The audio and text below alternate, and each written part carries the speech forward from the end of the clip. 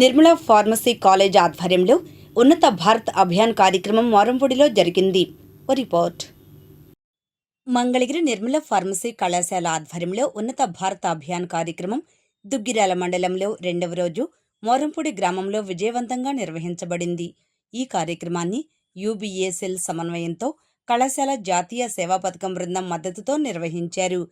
యూబీఏ programme coordinator doctor రేఖా నరేష్ బాబు ఉన్నత భారత అభియాన్ కార్యక్రమ లక్ష్యాలను వివరిస్తూ విద్యార్థులు నిర్వహించబోయే సర్వేను సమర్థవంతంగా చేపట్టడానికి అవసరమైన సూచనలు అందించారు.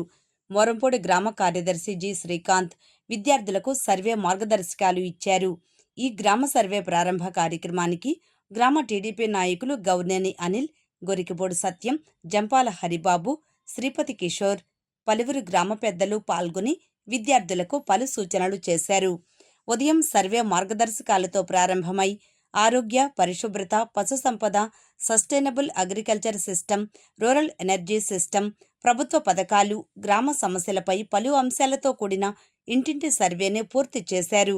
అదేవిధంగా ఉన్నత భారత అభియాన్ కార్యక్రమంలో భాగంగా గ్రామంలోని మండల పరిషత్ ప్రాథమిక పాఠశాలలోని బాలబాలికలకు పరిసరాల పరిశుభ్రత, ఆరోగ్యం, జీవిత లక్ష్యాలు అనే అంశాలపై అవగాహన కల్పించినందుకు పాఠశాల HM Shrimati V Harilakshmi Kumari Nirmala pharmacy కళాశాల విద్యార్థులను ప్రశంసించారు.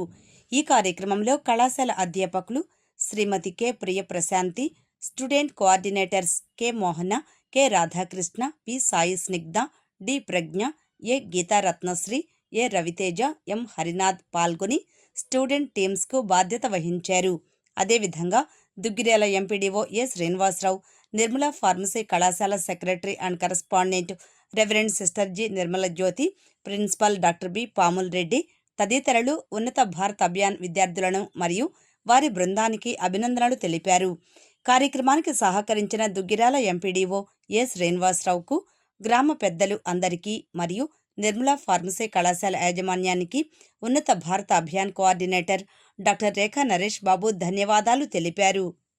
ఉన్నత భారత అభియాన్ ముఖ్య లక్ష్యం ఉన్నత విద్యా సంస్థలను గ్రామీణ భారతదేశంతో అనుసంధానించడం, తద్వారా గ్రామాల్లోని సవాళ్లను గుర్తించి స్థానిక వనరులతో స్థిరమైన అభివృద్ధి సాధించడం.